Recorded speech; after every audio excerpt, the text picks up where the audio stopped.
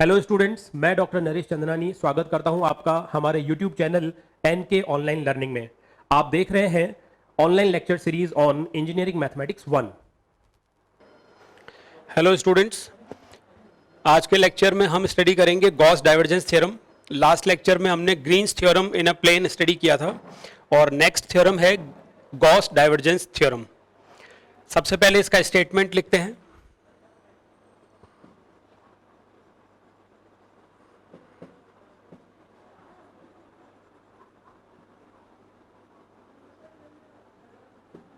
According to Gauss divergence theorem, if f be a vector function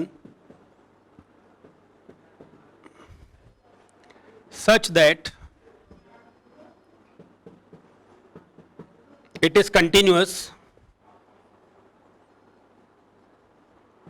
and it has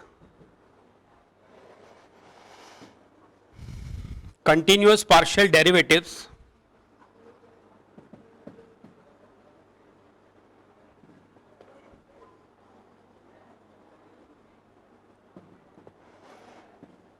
in a region S bounded by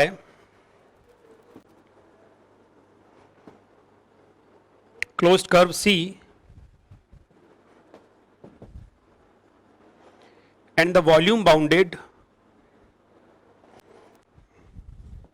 is V, then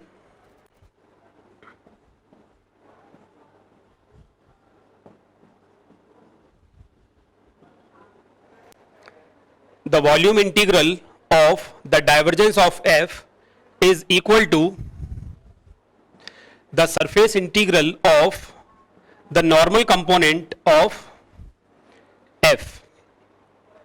If f be a vector function such that it is continuous and it has continuous partial derivatives in a region S bounded by closed curve C and the volume of the region S is V, then the volume integral of divergence of f is equal to the surface integral of the normal component of vector function f. We can write this statement in Cartesian form as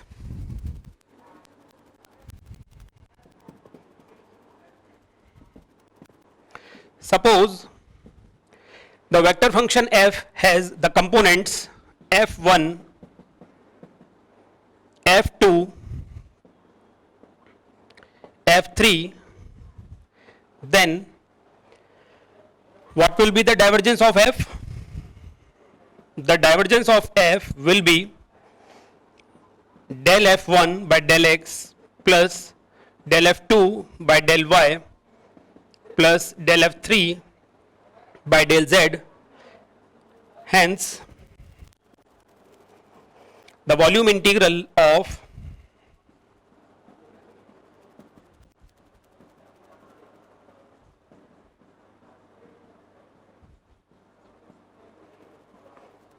del f1 by del x plus del f2 by del y plus del f3 by del z dx dy dz is equal to the surface integral of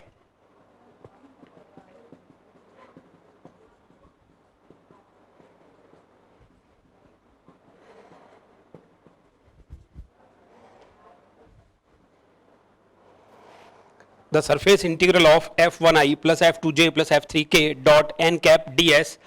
जैसा कि हम पहले discuss कर चुके हैं, ds के place पर हम लिख सकते हैं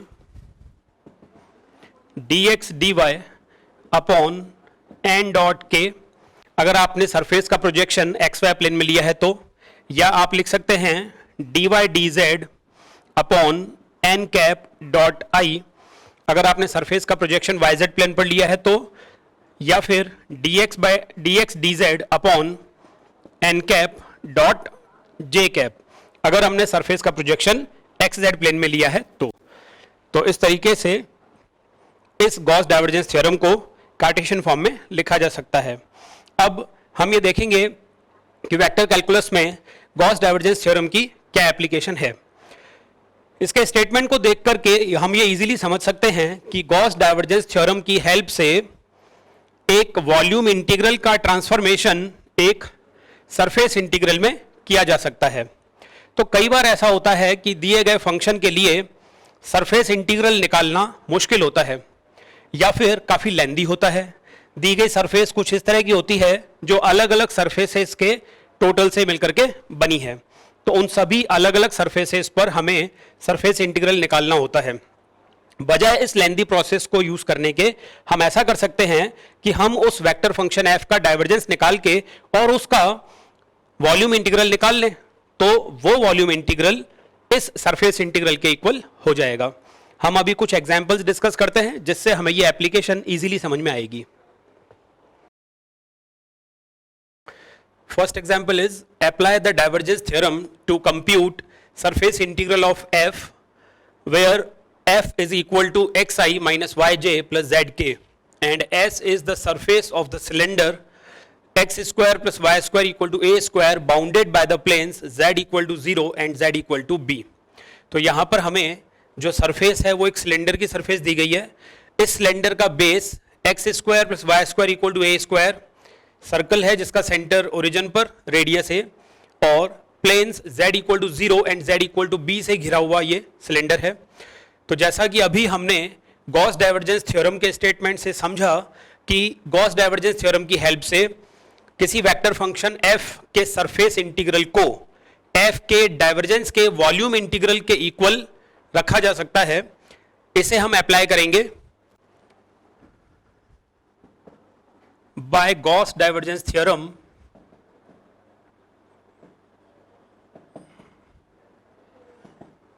we have surface integral of f dot n cap ds is equal to volume integral of divergence of f dv. Here the vector function f is xi minus yj plus zk. So divergence of f will be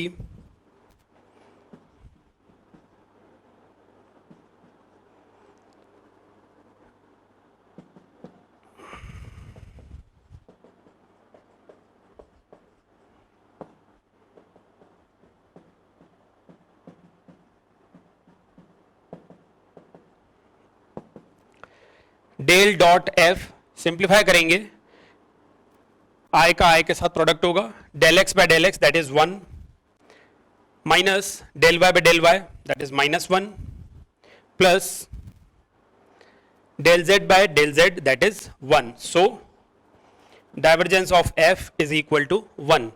Therefore, we have the required surface integral f dot n cap ds is equal to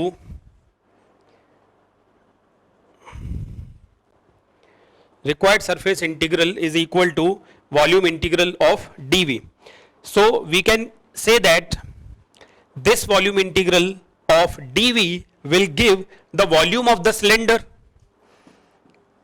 बजाय इस triple integral को solve करने के direct हम ये कह सकते हैं कि ये ट्रिपल इंटीग्रल dv इक्वल है वॉल्यूम ऑफ सिलेंडर के, and we know that volume of cylinder is given by pi r square h, pi into radius square into height. So radius a, therefore we have pi a square into h. What is h? जैसा कि हमने कहा था कि ये cylinder इन planes से घिरा हुआ है, तो z इक्वल टू b इस वॉल्यूम की, इस सिलेंडर की हाइट हो जाएगी, मींस हाइट की जगह आप लिख सकते हैं b. So the surface integral is equal to pi a square b. Next example is evaluate surface integral of f dot n cap ds by using divergence theorem where f is equal to 4xi minus 2y square j plus z square k and s is the surface bounded by the regions x square plus y square equal to 4, z equal to 0 and z equal to 3. So you can see that this example is similar to the previous one. Here also vector function f is given and the region is bounded by cylinder. Cylinder का base क्या है, x square plus y square equal to 4, z equal to 0 and z equal to 3. So cylinder की radius, cylinder के base की radius 2 units है और उसकी height 3 है. तो गॉस डाइवर्जेंस थ्योरम से इसे सिंप्लीफाई करते हैं. By Gauss divergence theorem, we have the surface integral of f dot n cap ds is equal to the volume integral of divergence of f. तो यहां हमें सरफेस इंटीग्रल को calculate करना है, डायरेक्ट नहीं करेंगे, डाइवर्जेंस थ्योरम को use करके करेंगे. यानी कि हम एक्चुअल में डाइवर्जेंस f का वॉल्यूम इंटीग्रल निकालेंगे जो कि इस सरफेस इंटीग्रल के इक्वल हो जाएगा. सो सबसे पहले f is equal to 4xi minus 2y square j plus z square k. Divergence of f is equal to i del by del x plus j del by del y plus k del by del z dot 4xi minus 2y square j plus z square k. This is equal to 4 minus 4y plus 2z. 4 minus 4y plus 2z. Okay, so now the surface integral of f dot n cap ds will be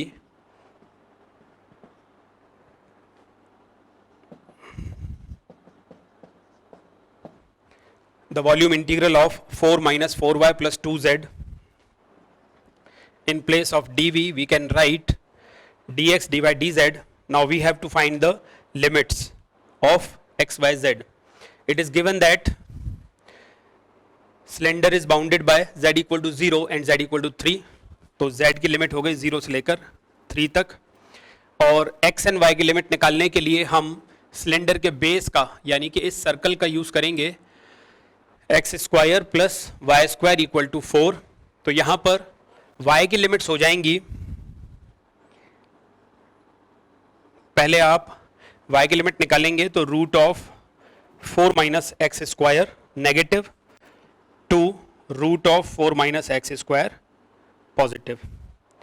root 4 minus x square negative और positive. और x की limits निकालने के लिए एक तरीका यह है कि डायरेक्टली आप y को 0 कर दें. तो x square equal to 4, x is equal to plus minus 2. तो x की लिमिट माइनस 2 से प्लस 2 तक. x की लिमिट है माइनस 2 से प्लस 2. y की limits minus root of 4 minus x square से लेकर positive root of 4 minus x square. z की limits 0 to 3. Function is 4 minus 4y plus 2z dx dy dz. सबसे पहले z के रिस्पेक्ट में इंटीग्रेट करेंगे.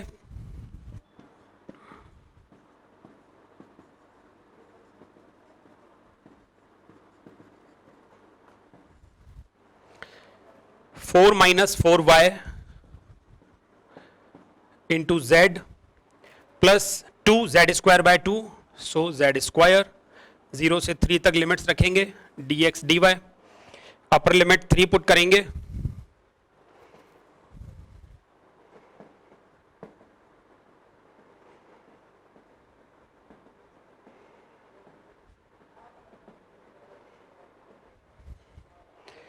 Four minus 4y into 3 plus 9 0 0. सो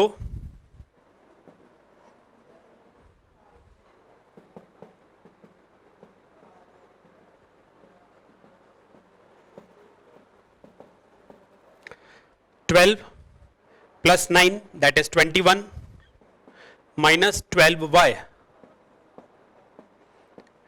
पहले इसको y के रिस्पेक्ट में इंटीग्रेट करना है और बाद में x के रिस्पेक्ट में इंटीग्रेट करेंगे. So we have minus 2 to 2 integral of 21 minus 12y dy limits minus root 4 minus x square to positive root 4 minus x square dx.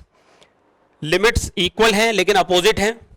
तो 21 का इंटीग्रल यहां बचेगा, जबकि 12y का इंटीग्रल 0 हो जाएगा। डेफिनेट इंटीग्रल की प्रॉपर्टी से limits are equal but opposite signed, so the integral of 12y will be 0 because this is an odd function. 21 बाहर ले लेंगे, कांस्टेंट है इसलिए, -2 to 2, और लिमिट्स को हम 0 to √4 - x स्क्वायर कर देंगे, इंटीग्रल को डबल कर देंगे, dy dx। इस 2 को भी बाहर ले सकते हैं, तो 21 × 2 ये हमें मिल जाएगा 42। 42 -2 to 2, integral of dy will be y, और y की जब अपर लिमिट पुट कर देंगे तो फाइनली हमारे पास रह गया √4 - x square dx। Now again this is an even function of x, so again we can double the integral and limits will be 0 to 2। Integral को डबल कर दिया, 84, लिमिट्स हो गई 0 to 2 √4 - x स्क्वायर dx। इसका integration हमें करना है, तो इसका इंटीग्रेशन करने के लिए फॉर्मूला हम पढ़ चुके हैं, integration of √a square - x square dx is equal to x/2 √a square - x square plus a square by 2 sin inverse x/a plus c। We know that the integral of √a square minus x square dx is equal to x/2 √a square minus x square plus a square by 2 sin inverse x/a plus c। so इस formula को हम यहाँ apply करेंगे, 84 x/2 √4 minus x square plus a square upon 2 यानी 4/2 that is 2 sin inverse x/2। c नहीं लिखेंगे because हम definite integration कर रहे हैं, 0 to 2। लिमिट्स पुट करेंगे आप, √4 - 4 0 हो गया ये, प्लस 2, तो 84 × 2 into sine inverse 2/2 that is sine inverse 1। Sine inverse 1 होता है π/2। लोअर लिमिट पुट करेंगे, 0 इंटू समथिंग, ये 0 हो गया, साइन इनवर्स 0 0 होता है, so finally we have 84 pi. 84 pi, this is our required value of this surface integral. Next example is verify divergence theorem for f equal to x square minus yzi plus y square minus zxj plus z square minus xyk, where it is taken over the cuboid x greater than equal to 0 less than equal to a, y greater than equal to 0 less than equal to b, and z greater than equal to 0 and less than equal to c। इस question में हमें divergence theorem को verify करना है। It means हमें ये check करना होगा कि दिए हुए वेक्टर फंक्शन का सरफेस इंटीग्रल और इसके डाइवर्जेंस का वॉल्यूम इंटीग्रल इस क्यूबॉइड के ऊपर लिया जाएगा। वॉल्यूम इंटीग्रल, क्या ये दोनों आपस में इक्वल हैं या नहीं। वेक्टर एफ के सरफेस इंटीग्रल और इसके डाइवर्जेंस के वॉल्यूम इंटीग्रल की वैल्यूज आपस में इक्वल होनी चाहिए, तब डाइवर्जेंस थ्योरम वेरीफाई होगी। So according to divergence theorem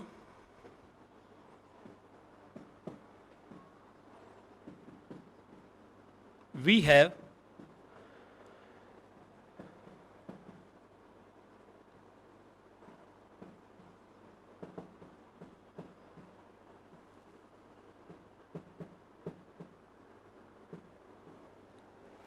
so taking LHS,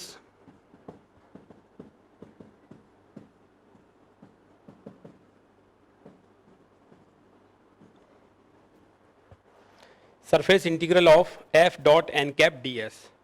Now one thing is very important to notice here, that the cuboid has 6 faces. हम जानते हैं कि क्यूबॉइड के 6 अलग अलग फेस होते हैं। पहले हम इस क्यूबॉइड को ड्रॉ कर लेते हैं।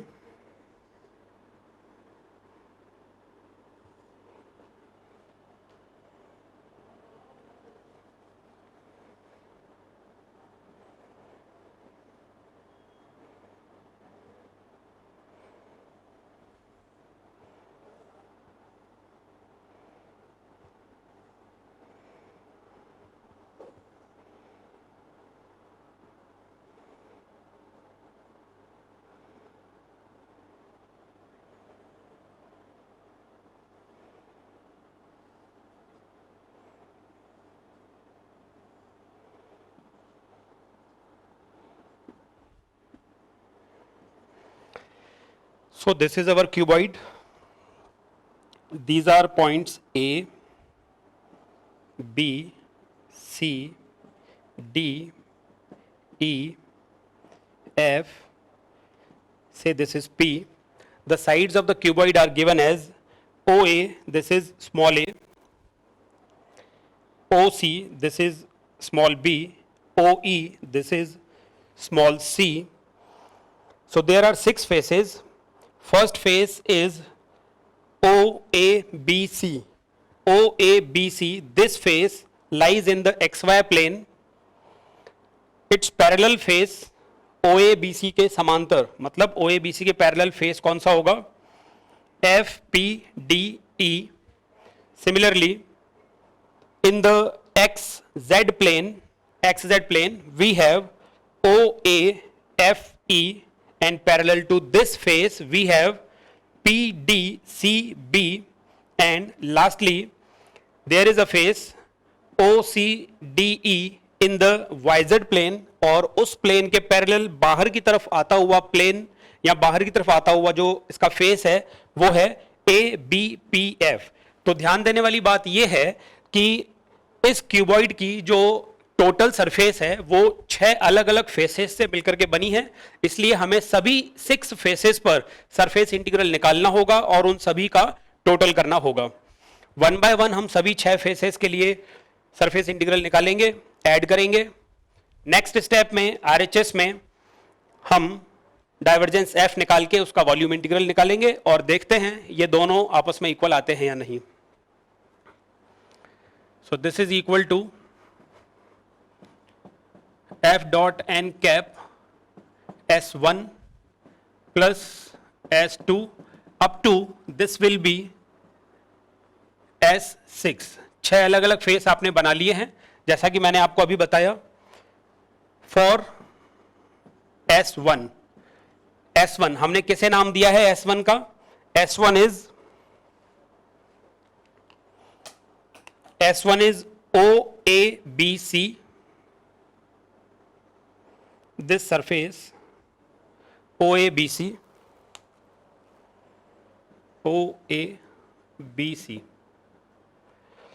This surface is in XY plane, so we have Z equal to 0.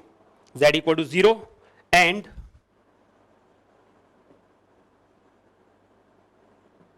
Normal vector, इस फेस के लिए normal vector minus k cap ले सकते हैं. Therefore S1 F dot n cap ds will be equal to F. F is x square minus yz I plus y square minus zx j plus z square minus xy k dot n cap. N cap is minus k dot. कौन से plane में है ये XY plane में है, इसलिए ds की जगह हम लेंगे dx dy and what are the limits of x and y. x की लिमिट हो जाएगी 0 टू a, y की लिमिट हो जाएगी 0 टू b. इस फेस को देखते हुए x की लिमिट्स 0 टू a, y की limit 0 to b. So this is equal to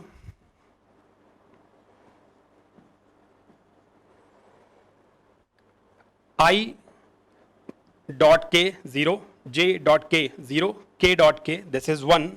So we have z square minus xy, k dot k is 1, dx dy.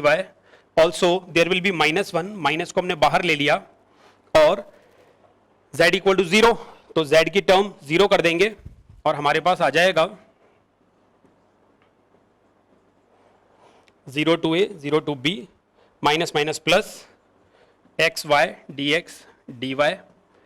पहले y के रिस्पेक्ट में integrate करेंगे तो हमें मिलेगा x y square upon 2, y की limits रखेंगे 0 to b,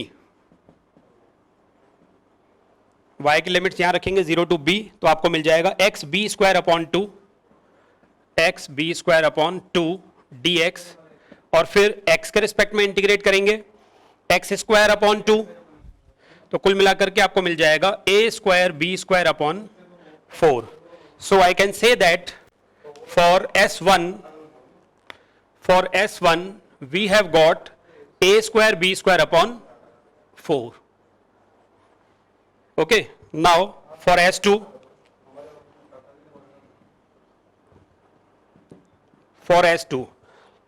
which surface is S2? S2 is, हम इसके पैरेलल सरफेस को S2 मान लेते हैं, मींस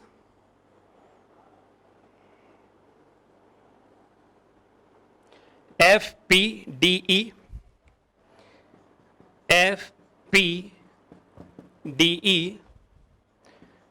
इन दिस फेस, ये जो फेस है FPDE, ये OABC के पैरेलल है, दोनों एक दूसरे के पैरेलल फेसेस हैं. यहां पर Z इक्वल टू 0 था, जबकि इसके पैरेलल फेस में Z इक्वल टू C हो जाएगा, and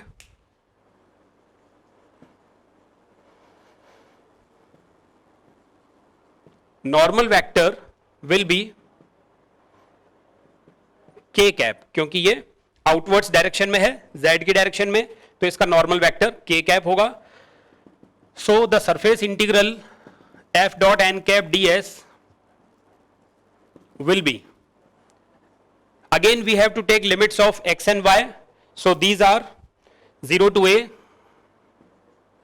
and 0 to b.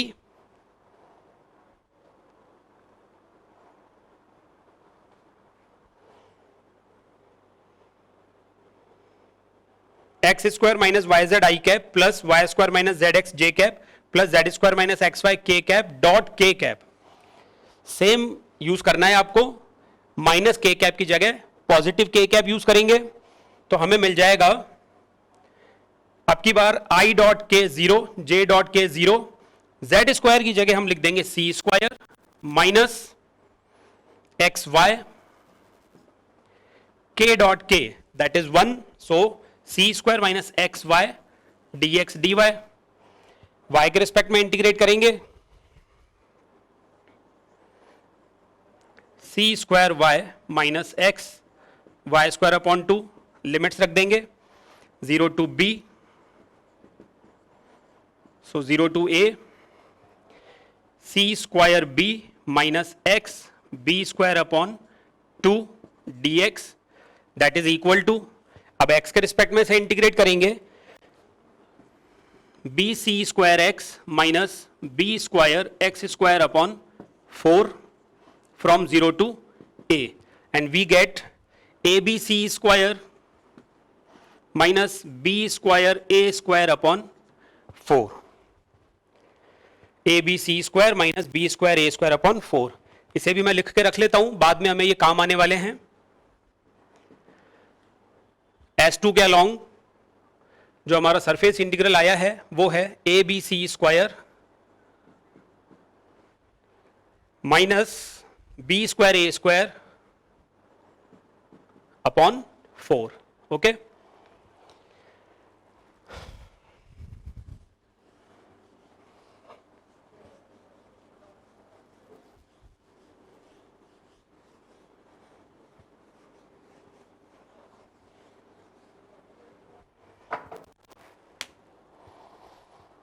now we take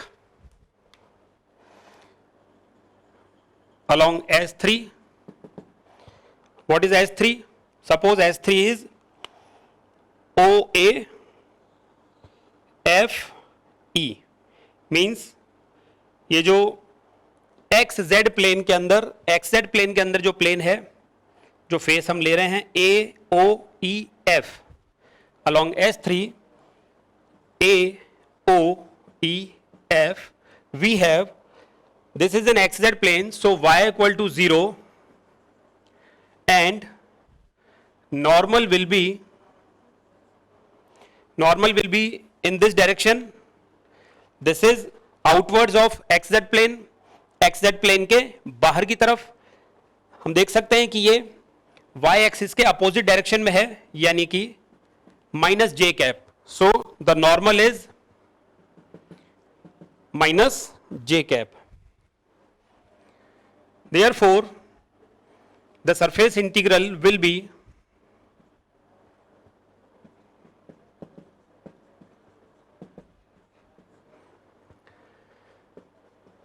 x square yz I plus y square minus zx j plus z square minus xy k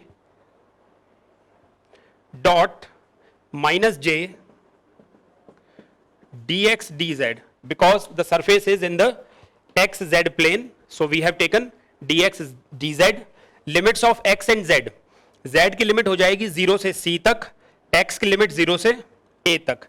this is equal to 0 to a, 0 to c, j dot j 1 हो जाएगा, बाकी i dot j 0 होगा, k dot j 0 होगा, तो j dot j 1 ले लेंगे और minus से मल्टीप्लाई हो गया y स्क्वायर माइनस zx, साथ ही साथ y इक्वल टू 0 भी यहां अप्लाई कर देंगे तो ये क्वांटिटी भी 0 हो जाएगी, minus zx minus 1. So finally we have zx dx dz, double integral of zx dx dz. पहले z के रिस्पेक्ट में इंटीग्रेशन करेंगे, z square upon 2x, limits हो गई 0 से c तक, तो ये हो जाएगा c square x upon 2 dx. और जब x के रिस्पेक्ट में इंटीग्रेट करेंगे तो हमें मिल जाएगा a square c square upon 4, a square c square upon 4. along S3 we have got a square c square upon 4. Next is along S4,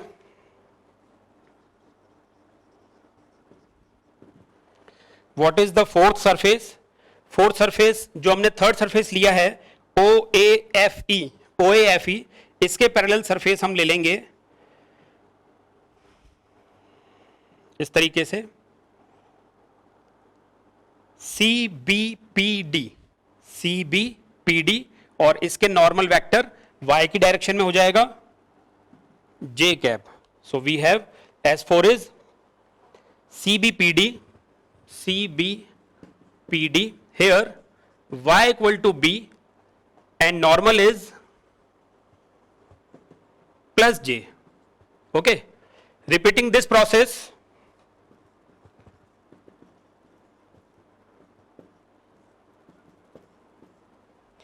एक बार फिर से इसी तरह से रिपीट कर देंगे.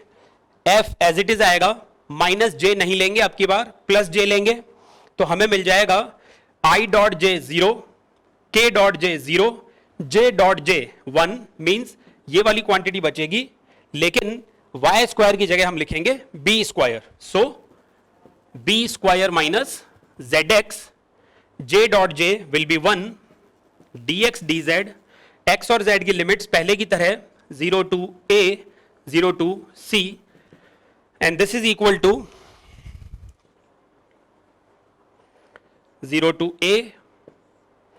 इसका z के रिस्पेक्ट में इंटीग्रेशन करेंगे, b square z minus z square by 2x, z की लिमिट्स रख देंगे,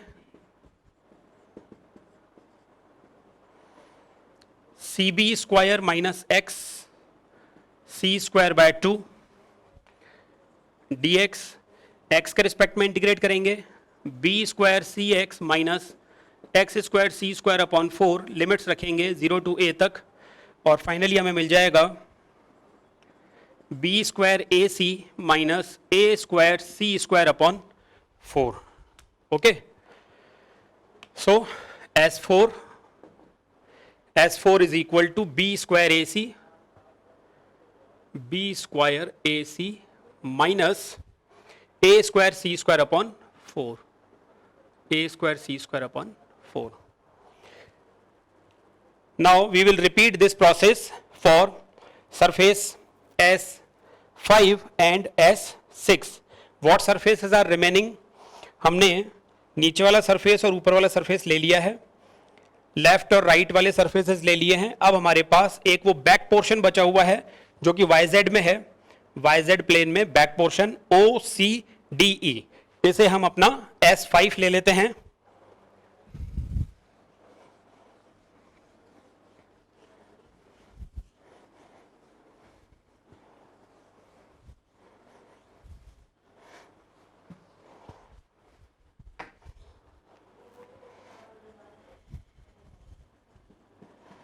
Along S5, that is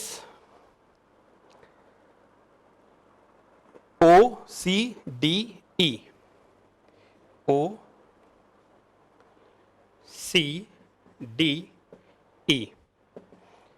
OCDE lies in YZ plane. OCDE जो कि पीछे बोर्ड की तरफ लगा हुआ जो प्लेन आप देख सकते हैं, OCDE ये प्लेन YZ प्लेन के अंदर है. और आउटवर्ड्स वेक्टर जो आप देखेंगे तो वो बोर्ड की अंदर की तरफ जाता हुआ होगा, यानी कि ये तो देखिए ये बाहर की तरफ आता हुआ x है, यानी कि आई कैप. पीछे वाले प्लेन के लिए हम लेंगे तो माइनस आई कैप, जो यहां से तो बोर्ड में अंदर जाता हुआ दिख रहा है बट एक्चुअली उस प्लेन के बाहर निकलता है, तो minus i cap. Normal is minus i cap, and in that plane, in the YZ plane, x will be 0. Therefore, the surface integral will be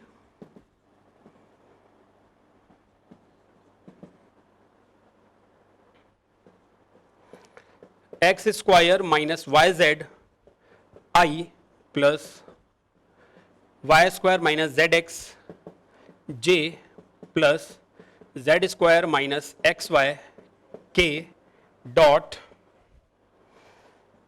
minus I cap.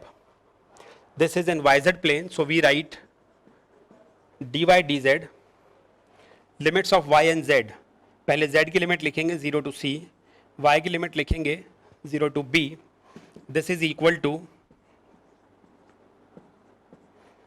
I dot I, that is 1. So x square minus yz, minus बाहर ले लिया, x square minus yz dy dz, क्योंकि z dot I 0, k dot I 0, यहां पर आप x को भी 0 कर देंगे तो ये टर्म खत्म हो गई. माइनस माइनस प्लस, तो हम लिखेंगे only yz dy dz, minus हट जाएगा 0 0 b c. z के रिस्पेक्ट में इंटीग्रेट करेंगे पहले तो हमें मिलेगा 0 to b yz square upon 2 dy, z की लिमिट्स 0 से c तक, c square y upon 2 dy. फिर y के रिस्पेक्ट में इंटीग्रेट करेंगे तो हमें मिलेगा c square y square upon 4 0 to b, that is b square c square upon 4. And last along S6, repeat the same process. What is S6? ये जो बाहर की तरफ निकलता हुआ पोर्शन है ABPF, normal is I cap,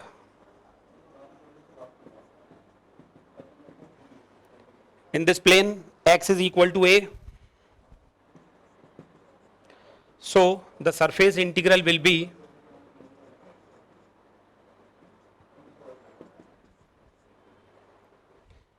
a square minus yz dy dz 0 to b and 0 to c. So this is equal to 0 to b. पहले z के रिस्पेक्ट में इंटीग्रेशन करेंगे, a square z minus y z square by 2, z की limits रख देंगे 0 to c dy a square c minus y c square upon 2. इसे y के respect में इंटीग्रेट कर लेंगे तो हमें मिल जाएगा a square c y, limit रखने के बाद वो हो जाएगा a स्क्वायर सी बी, और ये हो जाएगा minus C square Y square upon 4, limit रखने के बाद C square B square upon 4. तो फाइनली हमारे पास S5 आ गया था. S5 के अलोंग सरफेस इंटीग्रल हमारा आया बी स्क्वायर सी स्क्वायर अपॉन 4, और S6 के along A square B C minus B square C square upon 4. इन सभी 6 क्वांटिटीज का टोटल ले लेंगे.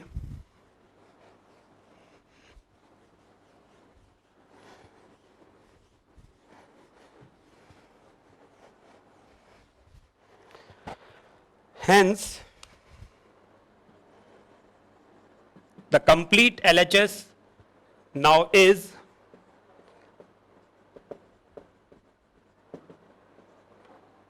LHS is equal to the surface integral of f dot n cap ds. इन सभी 6 quantities का total करेंगे. बी स्क्वायर सी square upon 4 यहां negative है और यहां पॉजिटिव है, ये कैंसिल हो जाएगा. माइनस ए स्क्वायर सी स्क्वायर अपॉन 4, ये कैंसिल हो जाएगा. Similarly A square B square upon 4. Means हम देख सकते हैं कि ये हमारे पास जो टोटल 6 क्वांटिटीज थी उनमें से कुछ क्वांटिटीज आपस में कैंसिल होती हैं, और फाइनली हमारे पास रह गया A square B C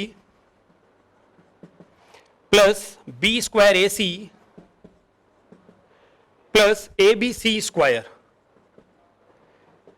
we can take A B C common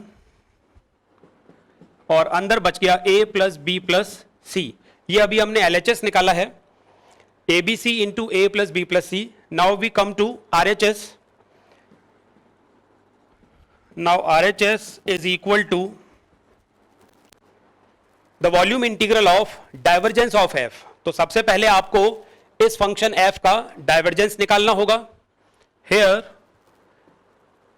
divergence of f is equal to del by del x x square minus yz plus del by del y square minus zx plus del by del z square minus xy. बहुत easily ये derivatives निकाले जा सकते हैं, और ये हमें मिल जाएगा 2x plus 2y plus 2z. We can take 2 common and x plus y plus z dx dy dz. x y z की लिमिट्स क्वेश्चन में ऑलरेडी दी हुई है. 0 to a, 0 to b, 0 to c, 0 to a, 0 to b and 0 to c. पहले z के respect में integrate करेंगे तो हमें मिल जाएगा x plus y into z plus z square by 2 from 0 to c dx dy. 2 0 to a 0 to b. z की limit put करेंगे तो हमें मिलेगा x plus y into c plus C square by 2 dx dy. अब इसे y के respect में integrate करेंगे 2 टाइम्स 0 to a. y के रिस्पेक्ट में करेंगे तो x का इंटीग्रल एक्स वाई, y का integral y square upon 2 c already है यहां पर, c square y upon 2. y की लिमिट 0 से b तक और dx रह जाएगा 2 टाइम्स 0 to a. अब y की लिमिट पुट करेंगे यहां पर तो ये हो जाएगा x b plus B square upon 2, सी दोनों से मल्टीप्लाई होगा तो मैंने इस तरह से लिख दिया C B X plus C B square upon 2 plus सी स्क्वायर बी अपॉन 2 dx। अब x के रिस्पेक्ट में इंटीग्रेट करेंगे, B C X square by 2 plus B square C by 2 X plus B C square by 2 into X from 0 to a। Limit put करेंगे, हर एक quantity में 2 common आ रहा है, कैंसिल हो जाएगा, बी सी ए स्क्वायर प्लस बी स्क्वायर सी ए plus B सी square ए, और वापस से तीनों में से ए बी सी कॉमन ले सकते हैं, अंदर बचेगा a plus B plus C. So we have the RHS, the volume integral as A B C into A plus B plus C. LHS हमने निकाला था A B C into A plus B plus C, और अब RHS भी आ रहा है A B C into A plus B plus C. तो इस तरह से डाइवर्जेंस थ्योरम को हमने वेरीफाई कर दिया। ये आपके लिए डाइवर्जेंस थ्योरम की एप्लीकेशंस हैं। ये क्वेश्चन वेरिफिकेशन का था, इसलिए ये थोड़ा लेंदी हुआ, क्योंकि LHS और RHS को दोनों को अलग अलग सॉल्व करना है। लेकिन ऐसे क्वेश्चंस जो हमने प्रीवियस एग्जांपल्स देखे, जिनमें डाइवर्जेंस थ्योरम को अप्लाई करके या यूज करके किसी वॉल्यूम इंटीग्रल या किसी सरफेस इंटीग्रल को निकालना होता है, तो उसमें आपस में इनको इंटरचेंज करके निकाला जा सकता है।